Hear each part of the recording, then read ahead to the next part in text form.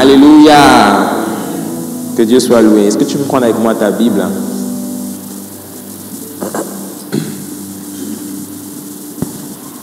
Amen. Dans le livre de Romains, on va continuer sur notre lancée concernant notre grande série Christ révélé. Et aujourd'hui, je vais continuer ce que j'ai commencé il y a 2 semaines. Depuis 2 semaines, j'ai commencé à vous parler de Christ, le Fils premier-né et le modèle par excellence.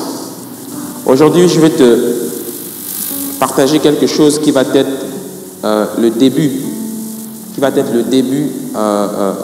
d'un sujet que je ne pourrais pas totalement développer aujourd'hui, mais tu vas comprendre pourquoi. Livre de Romains, chapitre 8. Livre de Romains, chapitre 8.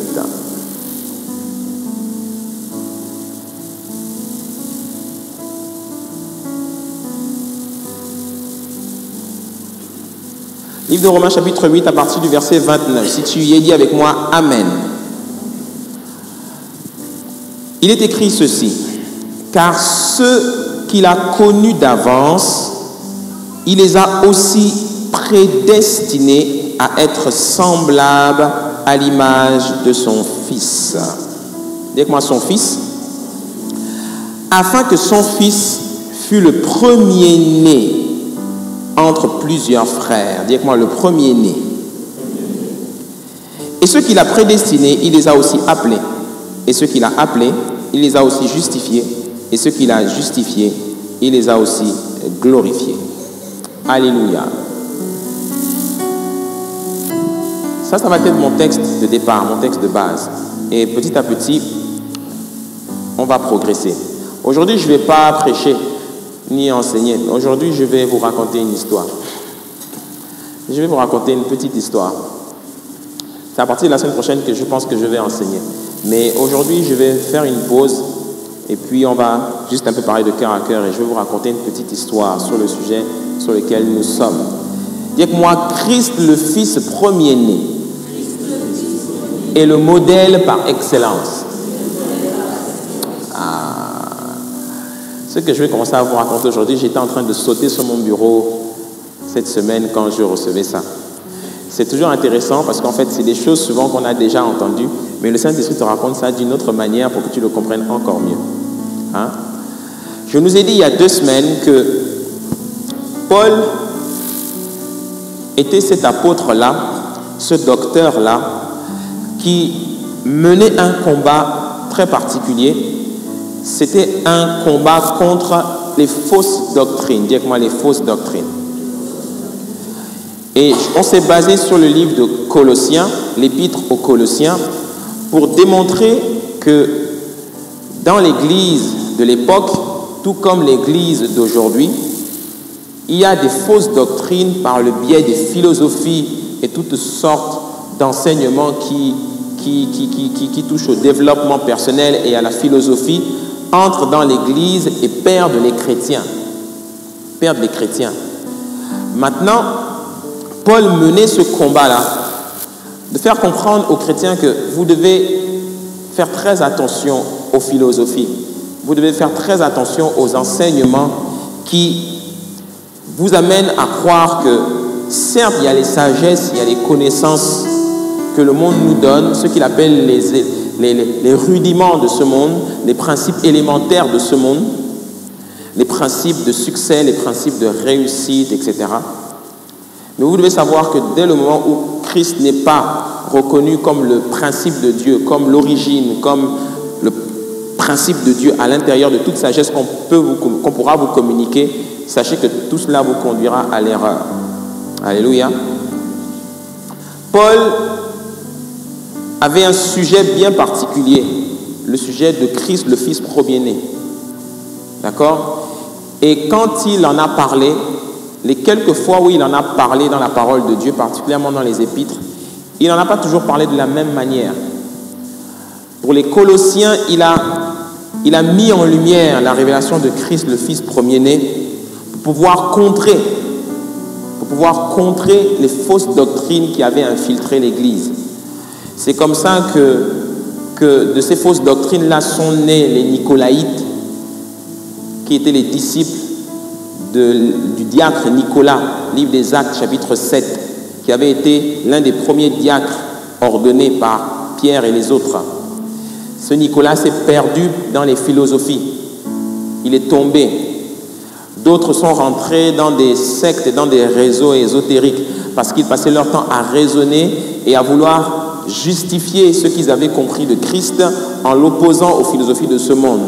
C'était une perte de temps. C'était une perte de temps parce qu'ils se sont laissés séduire par les connaissances que le monde leur proposait. Hein? Mais Paul, au travers de son combat, leur faisait comprendre que Christ est le premier-né. Christ est tout. Tout a été créé par lui, pour lui et en lui. Donc tout ce que l'on peut vous présenter dans le monde, en apparence, peut sonner juste, peut paraître bien, mais si Christ n'est pas dedans, n'y entrez pas. Alléluia. Parce que cela vous conduira à votre perte. Amen. Et là, Paul, à nouveau, aborde le sujet du premier-né. Il en parle, mais cette fois-ci, il en parle à d'autres personnes. Il en parle à des juifs qui sont à Rome, mais aussi à des païens aussi, parce que l'église de Rome était composée de païens et de juifs. Et là, il leur dit que, hey, sachez que vous tous, chacun que vous êtes, Dieu vous connaissait déjà avant même la fondation du monde, il vous connaissait. Ok? Et avant la fondation du monde, il vous avait déjà donné à chacun un but pour votre vie. Hein? C'est ce qu'il appelle la prédestination. Tu es prédestiné. Tu es destiné à quelque chose. D'accord? Mais dans cette prédestination-là, vous êtes appelés, chacun d'entre vous, à ressembler, à être semblable au Fils premier-né. Dis avec moi, le Fils premier-né. Le Fils premier-né, Christ. Hein? Il vous a prédestiné, il vous a appelé, il vous a justifié et il vous a glorifié. Et le verset continue, que dirons-nous donc? Qui accusera les élus de Dieu, etc., etc. Si Dieu est avec nous, qui sera contre nous? Amen. Il dit, vous êtes appelés à ressembler à ce Fils premier-né-là. C'est ce qui doit être le but de votre vie. Vous devez courir, vous devez poursuivre et rechercher sans cesse à exceller et à ressembler à Christ, le Fils premier-né. Là maintenant, la question que l'on peut se poser, c'est que quand on dit, si on dit Jésus, la plupart des gens comprennent un peu. Parce que Jésus, c'est l'homme qu'on nous dépeint un peu dans les évangiles, celui qui guérit les gens, etc., etc. Mais le Fils premier-né, c'est très confus dans notre esprit. Parce que c'est très élevé comme révélation à saisir, la révélation de Christ, le Fils premier-né. Hein? Paul dit, vous devez lui ressembler en tout point. Maintenant, la question qu'on peut poser à Paul, c'est, mais Paul, ce Fils premier-né là, concrètement, c'est qui? Et qu'est-ce qui le caractérise? Pourquoi il est le modèle par excellence? C'est qui lui? Oui, tu as dit, il est origine et principe de Dieu, il est l'image du Dieu invisible, etc., etc. Mais il faut arriver à saisir, c'est qui concrètement? Parce que quand tu dis ça, on ne capte pas très très bien. Paul dit, vous devez ressembler à ce Fils premier-né là pour une raison. Pour une seule raison. Et c'est ce que je vais vous montrer au travers d'un autre passage. Aujourd'hui, je vais m'attarder sur cette petite histoire que j'ai intitulée tel père, tel fils, tel Christ, tel père. Dis avec moi, tel père, tel fils, tel Christ, tel père. Hein? Il dit, vous devez lui ressembler. Pourquoi est-ce que vous devez lui ressembler? Eh bien, parce que ce Fils premier-né-là, il est le premier-né d'une lignée de frères.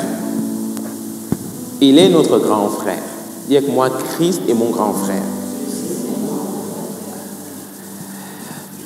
Dès le jour où Jésus-Christ est ressuscité, une lignée nouvelle d'êtres humains a vu le jour. cette lignée d'êtres humains, Paul l'appelle dans le deuxième épître aux Corinthiens, chapitre 5, au verset 17, la nouvelle création, ou encore la nouvelle humanité. C'est une lignée très particulière. Pourquoi? Parce que c'est une lignée qui, d'un point de vue spirituel, est remplie de la plénitude de Dieu. Elle est parfaite, comme le premier-né.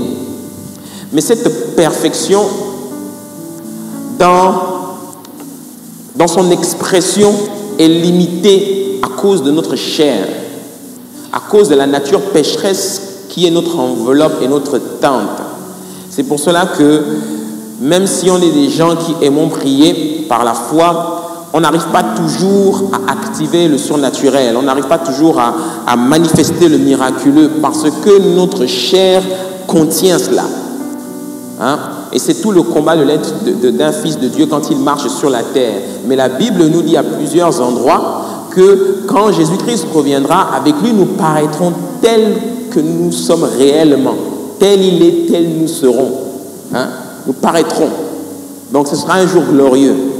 Mais au moins sur la terre, on peut quand même déjà avoir quelques résidus de cette gloire-là. Alléluia. Et Paul dit que nous sommes ses frères et nous devons lui ressembler. Nous sommes les frères de ce fils premier-né. Ce fils premier-né, à quel moment de l'histoire il fait son apparition, son introduction? On a tendance à croire que le fils premier-né fait son apparition dans les évangiles, quand il arrive, ce qui est faux. D'accord? Voici ce que la Bible nous dit. La Bible nous dit que ce fils premier-né, qui est l'image du Dieu invisible, est aussi le reflet. Dites-moi le reflet. Le reflet de la gloire du Père. Quand tu entends la gloire de Dieu, ou encore la gloire du Père, le mot gloire ici est un mot hébreu qui veut dire la nature de Dieu. Ce qu'il est, d'accord, sa nature. Et le Fils premier-né, ce Christ-là, il est le reflet. Il est le reflet. Ce mot reflet de la gloire de Dieu, du Père, est utilisé à un seul endroit dans la Bible. C'est utilisé dans le livre de Hébreux.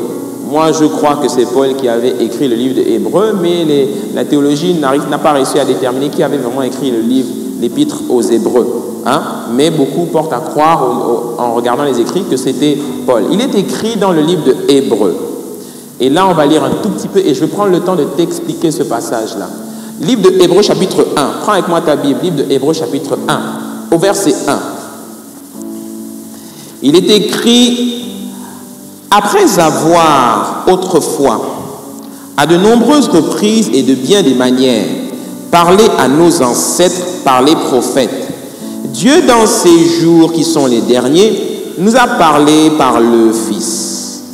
Il l'a établi héritier de toutes choses, et c'est par lui aussi qu'il a créé l'univers. Dis avec moi, il a créé l'univers. C'est là qu'on commence maintenant à rentrer. Le Fils est le reflet de sa gloire et l'expression de sa personne. Il soutient tout par sa parole puissante. Après avoir accompli au travers de lui-même la purification de nos péchés, il s'est assis à la droite de la majesté divine dans les lieux très hauts. Il est ainsi devenu d'autant supérieur aux anges. Dis avec moi, il est devenu supérieur aux anges, qu'il a hérité d'un nom bien plus excellent que le leur. En effet, auquel des anges Dieu a-t-il déjà dit: tu es mon fils, je t'ai engendré aujourd'hui. Dis avec moi, il a été engendré.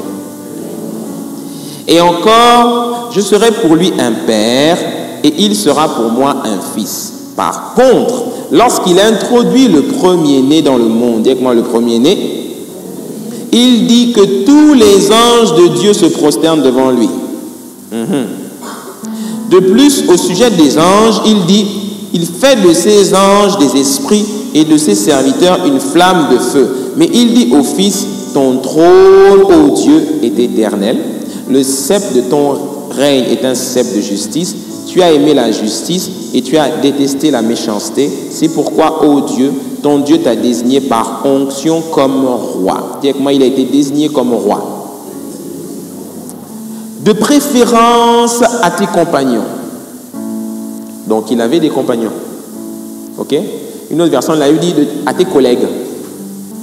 La version française courant dit à tes égaux. Hein? Avec une huile de joie, et c'est toi, Seigneur, qui au commencement a fondé la terre et le ciel et l'œuvre de tes mains. Dis Amen. Je vais prendre le temps maintenant de vous expliquer ce passage que très peu de chrétiens comprennent. Très peu. Parce qu'en fait, ici, ce qu'on ne discerne pas, c'est qu'en fait, ici, on est en train de te raconter une scène. Celui qui écrit cette épître est devant une vision ouverte. Et il est en train d'assister à une scène. Il n'est pas en train de dire quelque chose qu'il connaît. Il voit une scène. Ok? Et c'est cette scène-là que beaucoup d'enfants de Dieu, quand ils lisent la Bible, ne voient pas. La Bible est remplie d'images. La Bible est remplie de scènes auxquelles les prophètes ont assisté dans les visions ouvertes et qu'ils ont essayé autant soit peu à décrire quand ils voyaient la vision ouverte. Qu'est-ce qu'il nous dit ici? Premièrement, que Dieu a parlé au travers de son Fils. Il ne parlait plus au travers des prophètes, de la loi, etc. Dieu a décidé de parler par le Fils. De quoi est-ce qu'on parle ici? Dieu un jour a eu un rêve. Dieu un jour a eu un projet. Le projet de créer l'univers. Dis avec moi, Dieu voulait créer l'univers. De quel Dieu on parle ici? On parle de Dieu le Père. Dieu le Père voulait créer l'univers. Ok? Dieu le Père voulait créer l'univers. Mais ce désir de Dieu le Père, il l'a dans son intimité. Ok? Il est dans son intimité. Il a ce désir-là. Il peut le faire lui-même. Mais il dit, non, je ne vais pas le faire moi-même. Je vais entrer. On est dans l'intimité de Dieu. Il est seul. J'entre dans moi-même. Et puis, j'engendre. Tu vois? J'engendre quelqu'un. Il engendre quelqu'un. Il a établi l'héritier de toutes choses et c'est par lui aussi qu'il a créé l'univers. Il est le reflet de sa gloire, l'expression de sa personne. Il engendre quelqu'un et quand il l'a engendré, il le regarde. Le problème avec le mot engendrer, qui vient du grec généo, ici, beaucoup pensent qu'en fait, et c'est là le problème avec beaucoup de religions, etc., qui disent que oui, Dieu ne peut pas engendrer, blablabla. Bla, bla, bla. Non, il n'est pas en train de dire aussi qu'il l'a créé. Il ne l'a pas créé, parce que généo, qui est traduit par engendrer, ne veut pas dire il l'a créé. Il veut simplement dire il l'a fait sortir. Il l'a mis en lumière. Il l'a mis à jour. En plein jour. Il l'a rendu visible. Alors qu'il était caché. D'accord? Et quand il rend ce personnage-là visible, il le regarde. Le personnage le regarde, il se regarde, les deux se regardent. Il dit, hey, t'es exactement comme moi. T'es pareil. Et puis l'autre le regarde et dit, c'est vrai, t'es aussi exactement comme moi. D'accord? Tu es mon reflet. C'est bizarre. Tu t'exprimes exactement comme moi. Tu es pareil comme moi. Et là, la Bible nous raconte qu'il y a une conversation qui commence. Dieu se met à parler avec Dieu. Celui-là, parce que là, en fait, si tu veux, quand tu lis les versets, les versets ne sont pas classés dans l'ordre. Parce qu'en fait, le prophète, quand il voit la scène, il voit quelque chose, il écrit. Il voit quelque chose, il écrit par la suite, mais en fait, ce qui est venu par la suite, en fait, était là avant. D'accord? Donc, c'est pour ça qu'il écrit un peu en désordre. Et c'est ce qui nous donne ce texte-là. Mais en fait, quand il te dit par exemple, après avoir accompli au travers de lui la purification des péchés, etc., tout ça c'est avant. Ok? Après il dit, en effet, il l'a fait asseoir, etc., à sa droite, de la majesté divine, dans les lieux très hauts, etc. Ça c'est la conclusion, c'est la fin du rêve. Je vais t'expliquer pourquoi tout à l'heure. En effet, auquel des anges Dieu a-t-il dit, tu es mon fils, je t'ai engendré aujourd'hui. En d'autres mots, Dieu le Père était là. Les anges vivaient, d'accord, dans l'univers. Le mot univers ici vient du grec oikomone, d'accord, qui veut dire, que l'on traduit en français par l'univers ou encore le monde, mais c'est très différent de le monde cosmos. Quand on dit Dieu a tant aimé le monde cosmos veut simplement dire une organisation harmonieuse, le système établi, un ordre établi, un ordre de système harmonieusement rangé. C'est ce dans lequel nous vivons. Mais le mot traduit ici par univers ou bien encore monde, comme on le voit dans d'autres Bibles, ce mot veut simplement dire la création, l'univers. Ok? Donc Dieu le Père est le Créateur. Il vivait avec les anges et les anges, il les appelait mes fils. Les anges sont appelés dans la Bible les fils de Dieu. Alléluia. Viens avec moi, pasteur, raconte-nous l'histoire. Les anges étaient les fils de Dieu et vivaient en paix. Il y en avait même un qui s'appelait Lucifer. Ils n'avaient aucun problème avec Papa Dieu. Ok? La terre avait déjà été créée. C'est ce que Ésaïe nous raconte au chapitre 14. Qu'il y avait de la vie sur la terre. Il y en avait même un ange qui s'appelait Lucifer qui faisait des allers-retours entre le ciel et la terre. Il faisait commerce. Il n'y avait aucun problème. Là, il se passe maintenant une scène au ciel où Dieu, dans son intimité, engendre Dieu. Et là, quand il l'engendre, en effet, auquel des anges Dieu a-t-il déjà dit, tu es mon fils, je t'ai engendré aujourd'hui. Dieu est en train de parler à celui qui est en face de lui et il dit, tu es mon fils, je t'ai engendré aujourd'hui.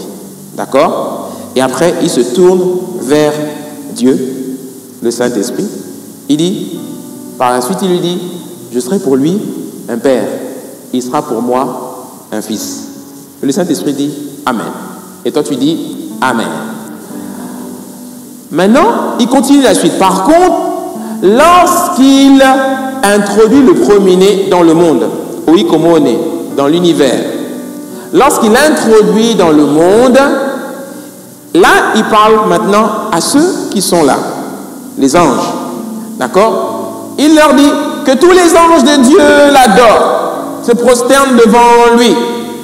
D'accord? De plus, au sujet des anges, il dit, il fait de ses anges des esprits et de ses serviteurs une flamme de feu. Mais, en présence de tous les anges, il dit au Fils, ton trône, ô Dieu, est éternel.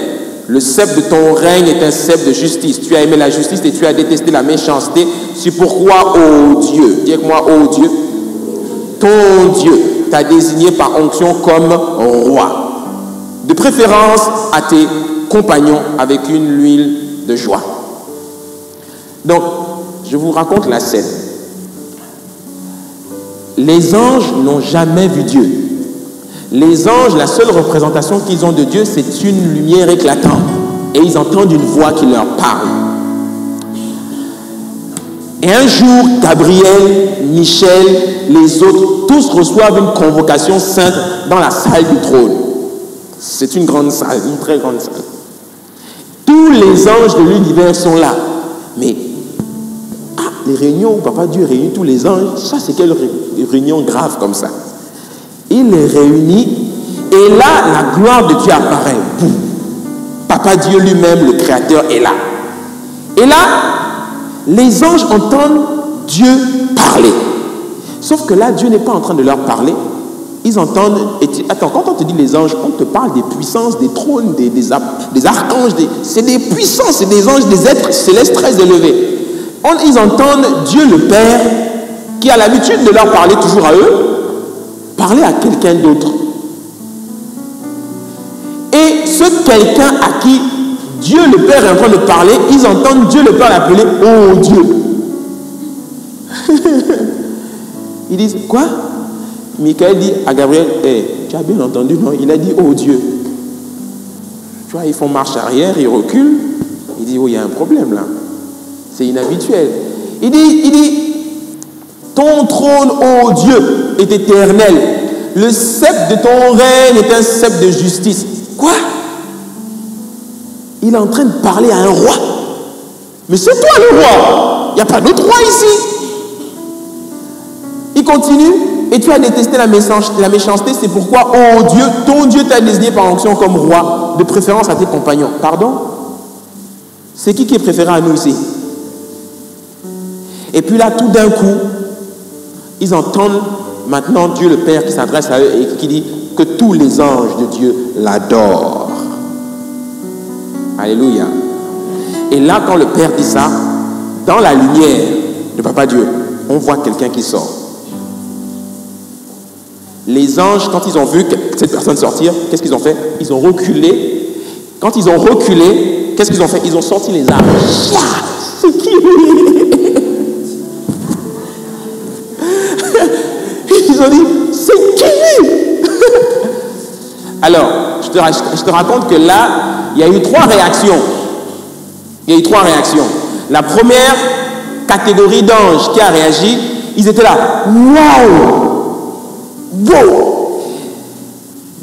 La deuxième catégorie d'anges, ils étaient apeurés.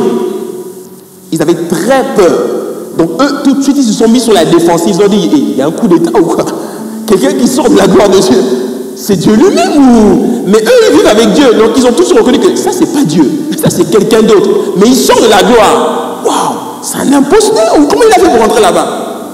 Eux, ils sont apeurés. C'est la deuxième catégorie. La troisième catégorie, ils n'ont pas bougé. Les sourcils froncés. Ils ont dit là, il y a un truc qui ne va pas.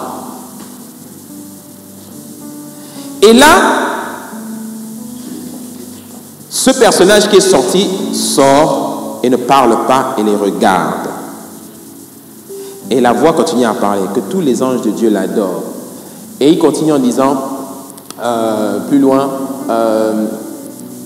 il fait de ces anges des esprits et de ses serviteurs une flamme de feu. C'est ce qu'il est en train de leur dire. Eh, vous tous là, c'est lui votre maître. Ils disent, oh, attends, dis avec moi, attends. Eh, c'est toi notre Dieu. Lui, c'est qui? Tu l'as appelé oh Dieu. C'est toi le créateur. Il dit, je suis le créateur. C'est toi qui as créé l'univers, non? En fait, non. Comment ça? En fait, c'est lui. Hein? Lui qui a créé l'univers. Mais c'est toi qui as créé l'univers. Non, c'est lui. Moi, j'ai eu l'idée. Mais c'est lui. Mais lui, c'est qui? C'est mon fils. Ton fils? Tu as un fils? On croyait que Dieu ne pouvait pas avoir de fils. Tu étais l'unique. Il dit, en fait, si. Je vous l'avais toujours caché. What?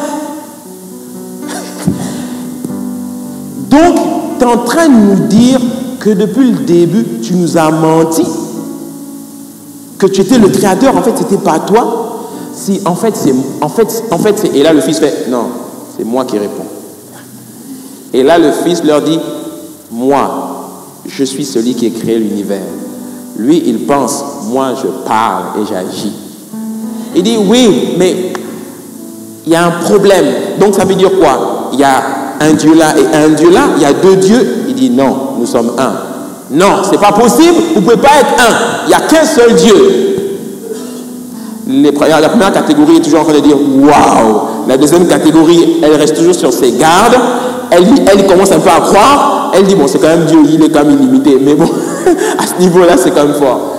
La troisième catégorie, et rappelle-toi, la Bible nous dit quoi de Lucifer? Qu'il a entraîné 1/3 des anges avec lui. C'est cette troisième catégorie-là qui ne s'est pas soumise à ceux qu'il venait d'assister.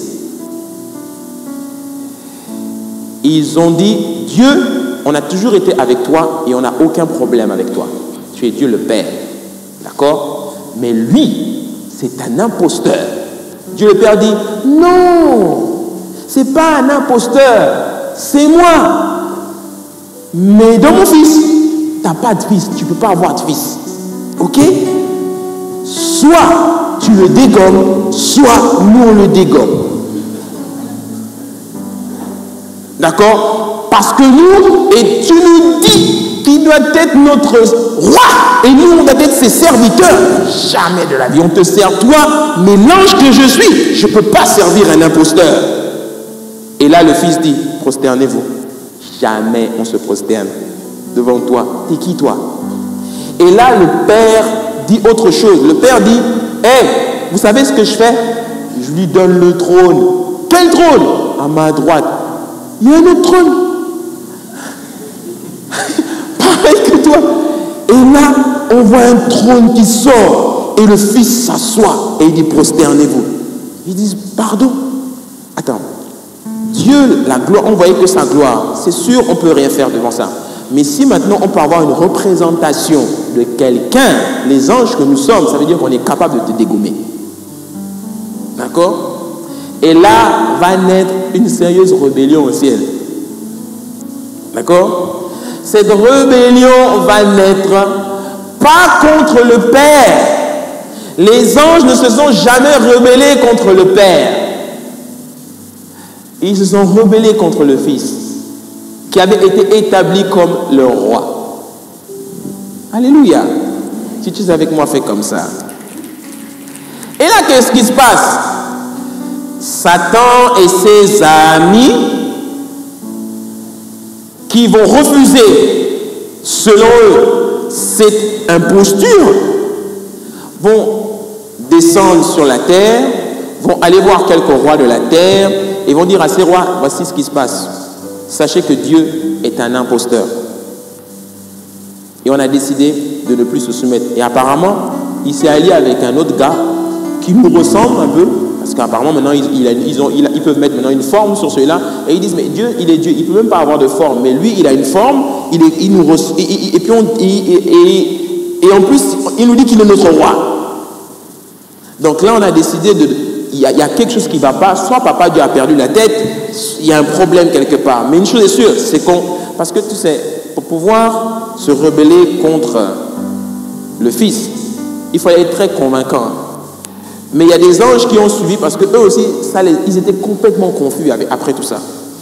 Ok? Donc, là, il y a une rébellion qui naît.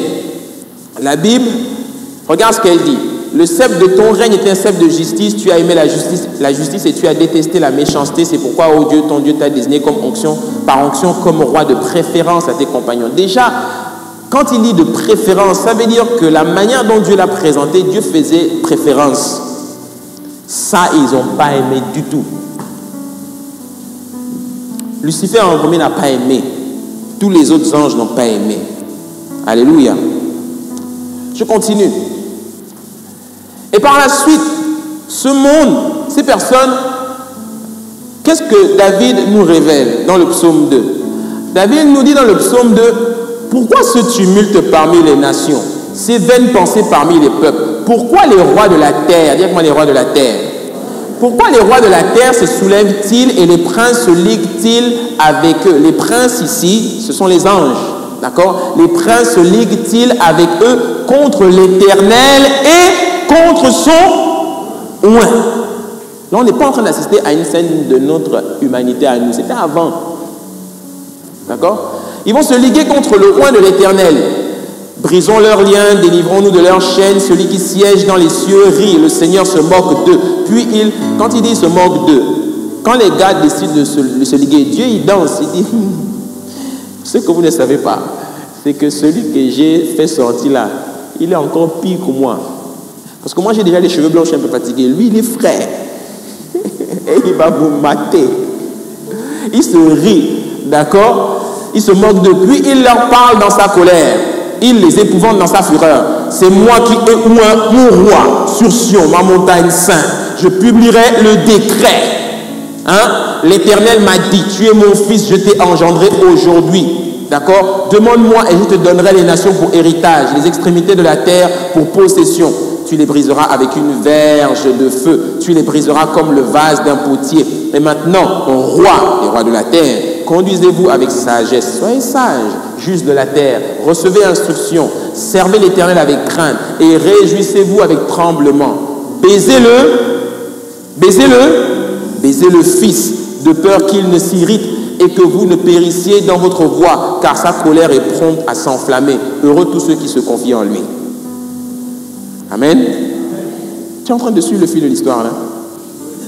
Hein? Donc là, les gars vont sérieusement se fâcher et en fait, ils ne se sont jamais rebellés contre l'Éternel. Ils se sont rebellés contre le oint de l'Éternel.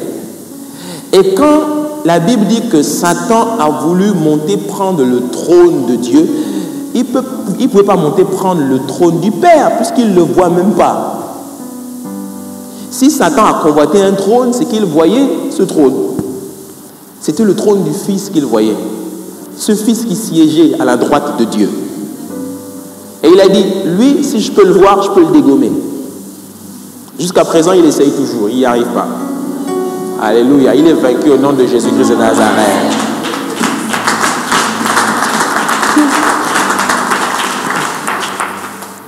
Et là, cette rébellion, elle va faire rage. Et on connaît la suite de l'histoire parce que la Bible nous le raconte. Mais ce qui est intéressant, c'est que Papa Dieu, il est là dans son intimité et il jubile avec le Saint-Esprit. Il dit, mais tu es trop beau, tu es exactement comme moi, tu es mon expression parfaite. C'est comme si je venais de m'acheter une nouvelle voiture. Tu vois? Et quand tu viens de t'acheter une nouvelle voiture, imagine que tu t'as acheté une très belle voiture, une Ferrari, même si tu ne peux pas trop la rouler avec les routes qu'on a ici. Et tu es là, tu contemples ta voiture. Tu t'as acheté, bon, on va dire, une Porsche Cayenne. J'aime bien ma Porsche Cayenne. Elle est blanche, la Porsche Cayenne.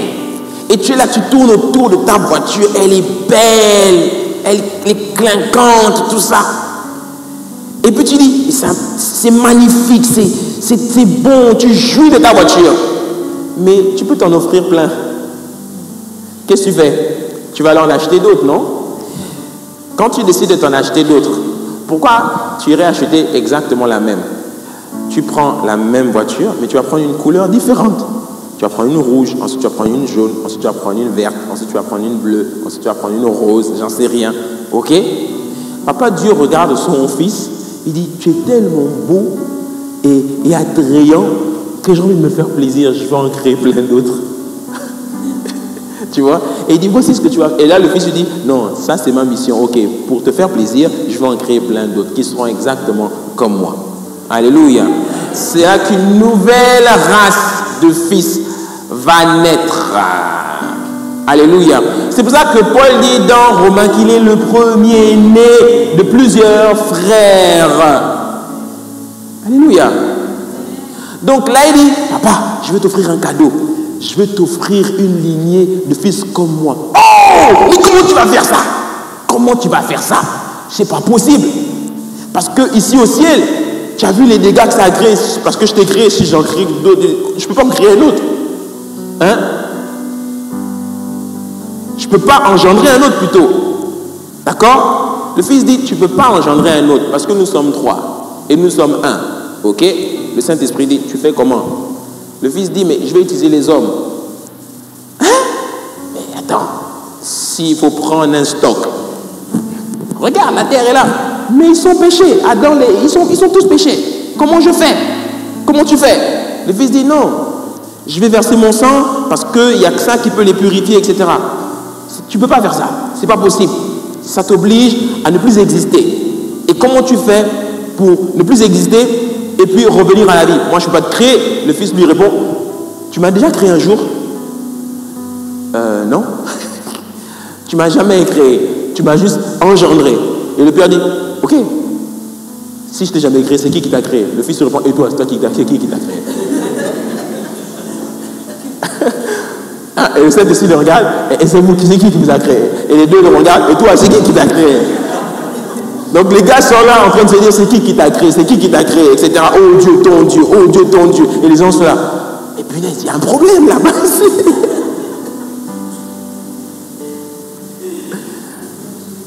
Alléluia. Hein? Je vais atterrir. Et là, il dit, ok, voici, pour ne pas qu'il y ait désordre, parce que ça risque de porter à confusion dans le ciel, nous sommes un. D'accord? Nous sommes un, nous sommes égaux, mais pour qu'il y ait un ordre établi, nous allons décréter que moi, le Père, je suis ton Dieu. D'accord? Tu es Dieu, d'accord? Tu as la gloire, à part égale avec moi. Mais je reste ton Dieu. Le Fils dit, ok, tu deviens mon Dieu. Ok? Et toi, Saint-Esprit, tu seras nos mains pour agir. D'accord? Il n'y a pas de problème. C'est comme ça que le Fils, même dans son humanité, quand il apparaît, il parle toujours du Père comme étant soumis à lui. Pourtant, Paul dit dans le livre de Philippiens, chapitre 2, il n'a pas cherché à prendre la gloire parce qu'il était égal à Dieu. D'accord? Il s'est soumis à ce Père-là. Alléluia. Ça, c'est parce qu'il l'avait décidé ensemble. Mais pourtant, c'est ce même Fils-là qui prie dans le livre de Jean au chapitre 17 et qui dit au Père, rends-moi la gloire que j'avais quand j'étais auprès de toi. Alléluia. Et il dit, hey, tu sais quoi? Tout ce monde-là, je vais les prendre et je vais en faire des fils pour toi. Le Père dit, à cause de la nature pécheresse qui a rempli la terre maintenant, je peux créer un être humain, je peux le faire venir au monde dans l'esprit, mais dès le moment où je le fais rentrer dans le monde visible, il y a une déconnexion avec moi, parce que la nature est pécheresse. D'accord? C'est comme ça que Dieu te crée. Genèse chapitre 1 au verset 26, Dieu te crée à son image et selon sa ressemblance. Quand la Bible dit Dieu te crée selon son image et selon sa ressemblance, d'accord? Ici, c'est le Fils qui te crée. C'est Jésus qui te crée. D'accord? Et le Père est là admiratif. Oh, il est trop fort. Il te crée. Mais dès le moment où il t'a créé et qu'il te forme, il appelle ton papa, il appelle ta maman, les deux se rencontrent et ils te conçoivent. Tu es formé dans le sein de ta mère. Ça, c'est l'œuvre du Saint-Esprit. D'accord? Au nom de Jésus-Christ. Alléluia. Et quand le Saint-Esprit fait ça et que tu es formé, ta maman t'engendre. Mais ta maman ne peut pas te créer. C'est pour ça que quand un parent dit, c'est moi qui t'ai fait, tu dis, hey, tu ne peux pas m'avoir fait. Tu as juste eu la responsabilité d'être le canal par lequel je passais pour venir sur la terre. Je te suis soumis, il n'y a pas de problème. Mais la seule personne qui m'a créé, c'est Dieu. Alléluia. Et quand tu arrives sur la terre, tout comme le Fils vit pour honorer le Père et faire les œuvres au nom du Père, de même toi aussi quand tu viens sur terre, tu es là pour faire les œuvres au nom de celui qui t'a créé, ton Père. D'accord? Ton véritable, le Fils. Alléluia. Sauf que là, il y a eu une déconnexion dans le naturel. C'est comme ça que tu es sur terre, tu es perdu. Tu ne sais pas qui tu es. Tu vis sur la terre normalement. Et Dieu est séparé de toi par une baie vitrée très épaisse et tu ne l'entends pas. Et il est en train de crier, mais je t'ai créé pour quelque chose, réveille-toi.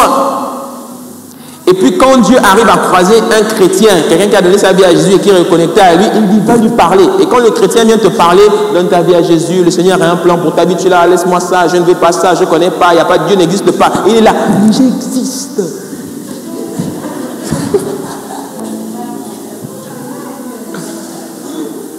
Alléluia. La Bible nous dit, dans le livre de Jean, que ce Fils-là, au commencement, était la parole. Et la parole était avec Dieu, et la parole était Dieu. Elle était au commencement avec Dieu. Toutes choses ont été faites par elle, et rien de ce qui a été fait n'a été fait sans elle. Telle est la première chose qui caractérise le Fils premier-né. C'est que lui, non seulement il était là depuis le début avec le Père, mais lui, il est le son émis du Père. Tout ce qu'il est, tout ce qu'il fait, les œuvres qu'il accomplit sont la conséquence, ou encore sont le bruit, sont la voix du Père. Tout ce que le Fils fait, il le fait pour l'honneur du Père, mais il le fait pour que les gens connaissent le Père. Alléluia. Un autre passage du livre, plus loin au verset 14, le même chapitre de Jean, il dit « Et la parole a été faite chair, et elle a habité parmi nous pleine de grâce et de vérité, et nous avons contemplé sa gloire, une gloire comme la gloire du Fils unique venu du Père. » Amen. Donc, même dans sa chair et dans son humanité, quand il est venu sur terre pour nous dire « Hey, c'est moi qui suis votre créateur. » Livre de Jean, chapitre 8. « Avant qu'Abraham fût, moi je suis. » C'est moi qui ai créé toutes choses. Ok? Et je vous ai créé pour une chose, pour que les œuvres que vous allez accomplir sur la terre, vous les accomplissez en l'honneur du Père. Je viens vous montrer le chemin comme modèle par excellence dans mon humanité. Et c'est pour cela que le Fils, vous trouvez dans tous les évangiles que la première chose qui le caractérise le plus, c'est qu'il est tout le temps en train de parler de son Père. Alléluia. Ne rate pas les enseignements des semaines qui vont venir sur la relation entre un fils et un père. Tu vas bien comprendre. Tu vois?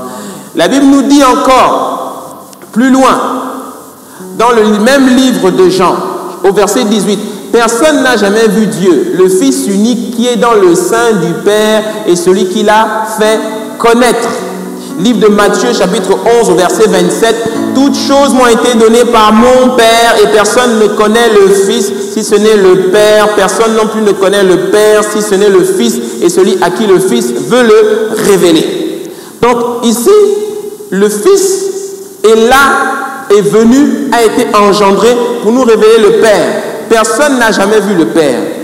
Vous n'avez aucun passage dans la Bible où on vous donne une description claire du Père.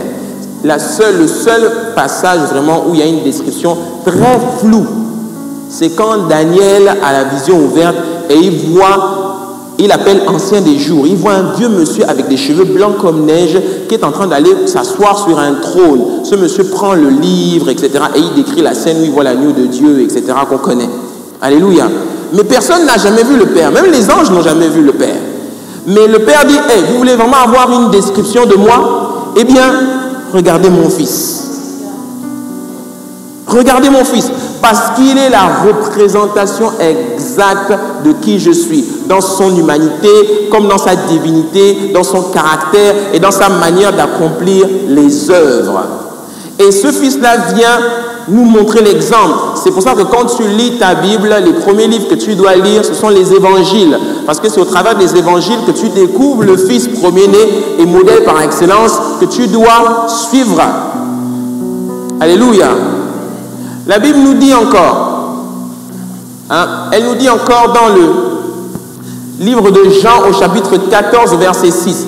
Jésus lui dit, « Je suis le chemin, la vérité et la vie. Nul ne vient au Père que par moi.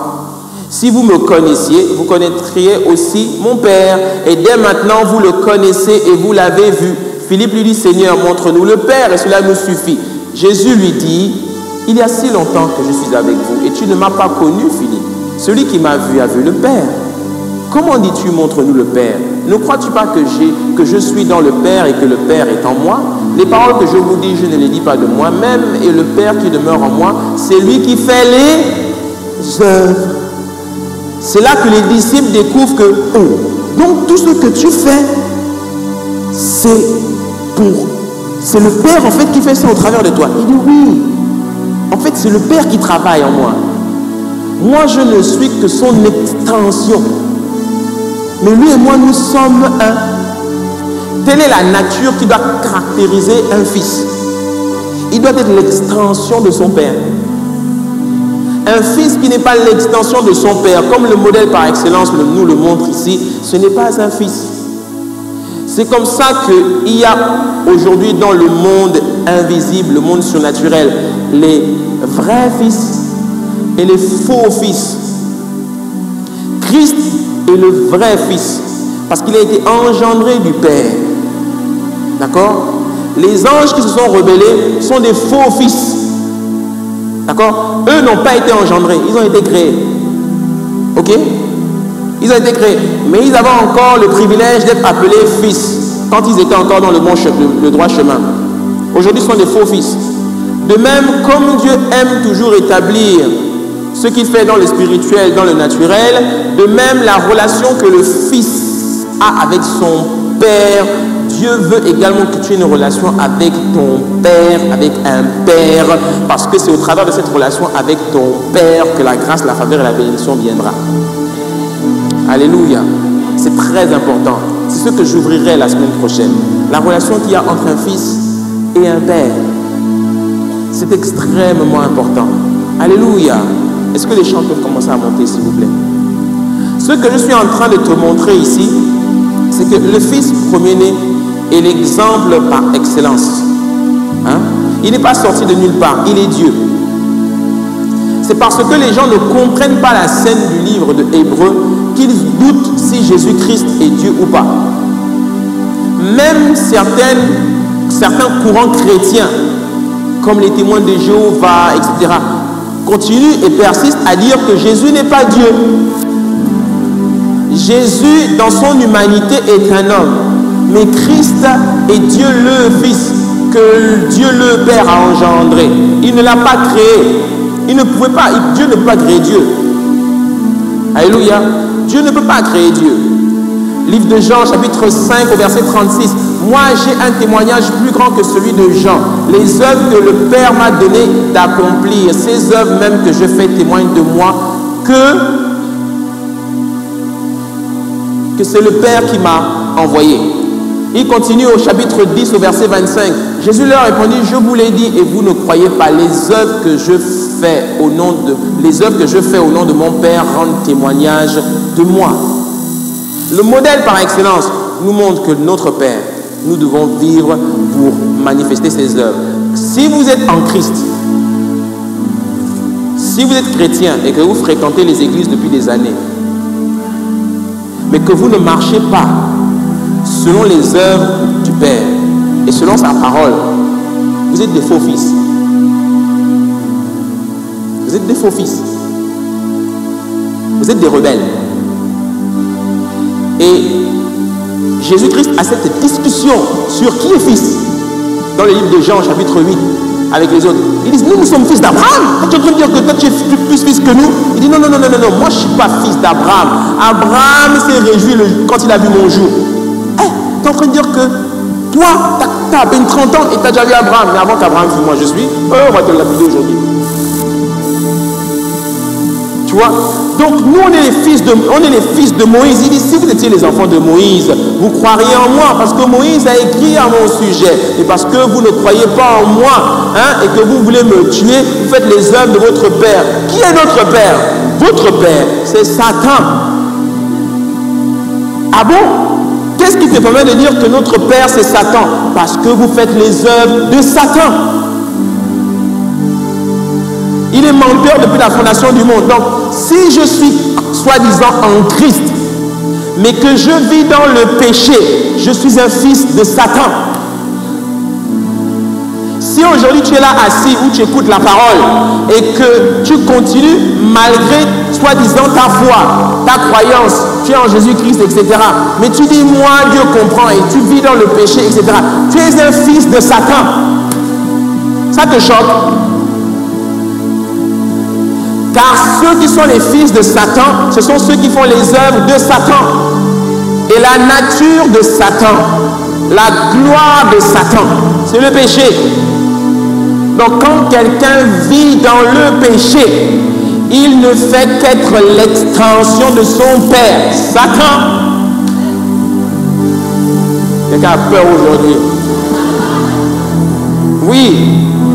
Mais par la puissance du Saint-Esprit, tu vas te repentir, tu vas changer et tu vas avancer avec le Seigneur. Amen. Est-ce qu'on peut acclamer le Seigneur?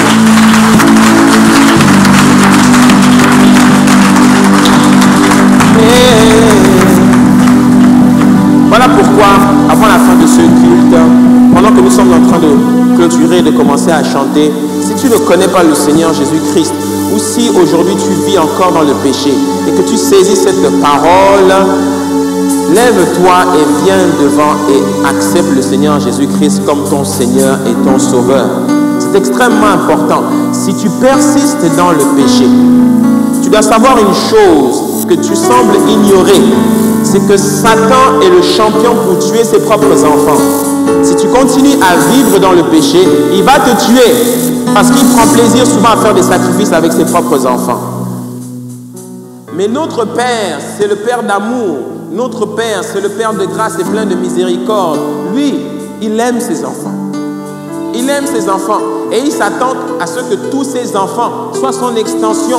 Et comme le Fils premier-né et modèle par excellence a montré la voie en accomplissant des œuvres qui parlent du Père, qui reflètent le Père, qui témoignent du Père et de ce que le Père l'a envoyé, de même les fils que nous sommes, par nos œuvres, on doit témoigner de notre Père. Alléluia. Amen. C'est pour ça qu'il nous dit dans le livre de Éphésiens, au chapitre 2, au verset 10, nous avons été créés avant la fondation du monde, par avance, en Jésus-Christ, pour de bonnes œuvres, afin que nous les pratiquions. Parce que nous venons au monde en Jésus-Christ pour pratiquer les œuvres qui reflètent le Père. Et un fils ne vit que pour honorer son Père. Si je suis fils de Dieu en Christ, mais que je fais les œuvres du diable, je n'honore pas Dieu le Père. Et quand je dis à Dieu, Seigneur, tu es mon Père, Dieu dit, je ne suis pas ton Père, puisque tu fais les œuvres de ton véritable Père, Satan. Alléluia. Est-ce qu'on peut incliner la tête et prier?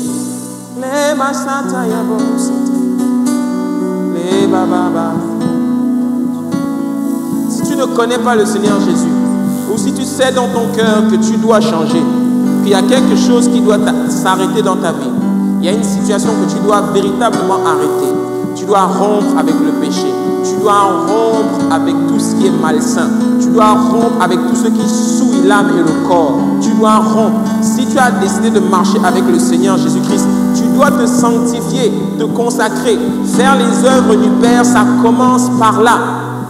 Et ensuite, Dieu commencera à t'utiliser pour faire d'autres œuvres qu'il a préparées pour toi. Si c'est ton cas, alors viens devant. Nous allons prier. Viens. N'aie pas peur de donner ta vie à Jésus. N'aie pas peur de croire. Parce que c'est la plus belle décision que l'on puisse prendre dans la vie. De décider de ressembler à ce fils-là. De lui ressembler en tout point.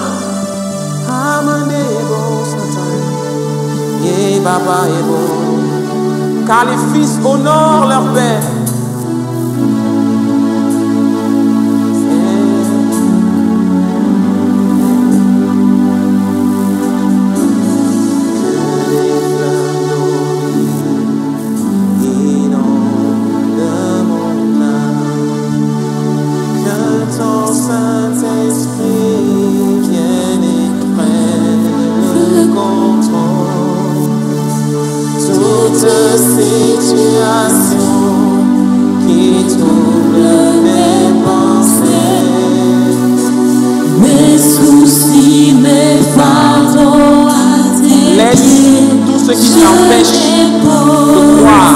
Qui t'empêche d'avancer derrière. Il est temps que tu prennes une bonne décision en ce début d'année. En ce début d'année, tu vas prendre la bonne décision, celle de décider de refléter la gloire de ton Père. Par tes œuvres, reflète. Par tes œuvres, manifeste. Mes soucis, mes fardeaux à tes pieds, je dépose.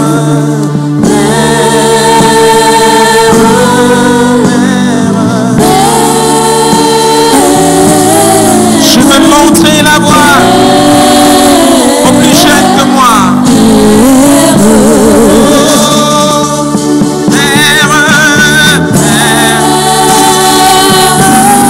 Refuse de marcher dans une voie que Dieu ne t'a pas donnée. C'est trop dangereux.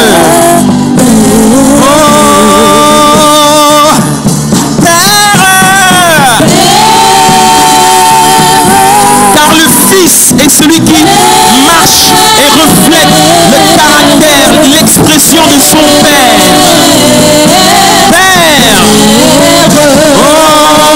Yahweh, Père, c'est ce que le Père attend de nous.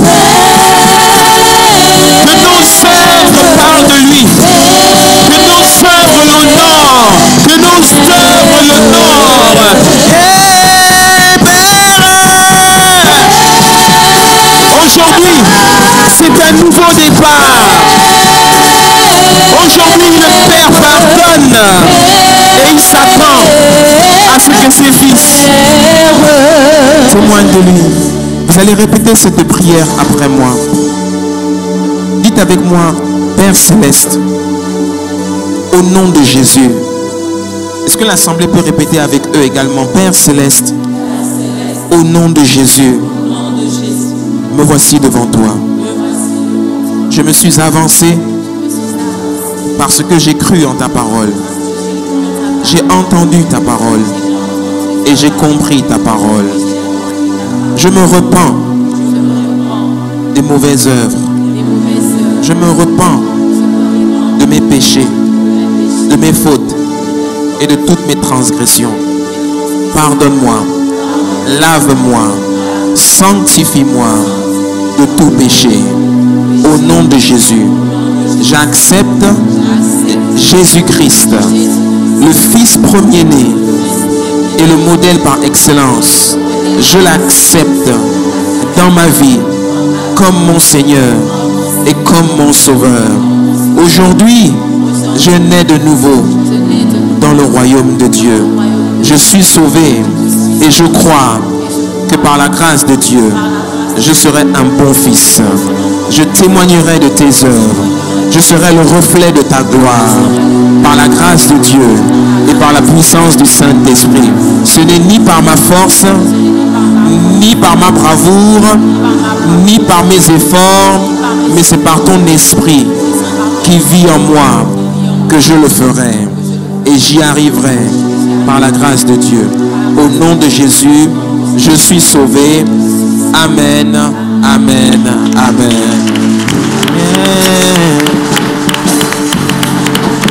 Alléluia. Maintenant que vous avez fait cette prière, c'est très important que vous commencez maintenant à suivre le process. Si vous n'avez pas d'église, restez dans cette église. Venez chaque semaine. Commencez à suivre des cours sur le baptême et faites-vous baptiser afin de confirmer cet engagement avec votre Seigneur. Lisez et méditez la Bible tous les jours. C'est ce qu'il y a de mieux à faire. Et venez à l'église afin de communier avec les frères et de grandir dans la foi. C'est extrêmement important.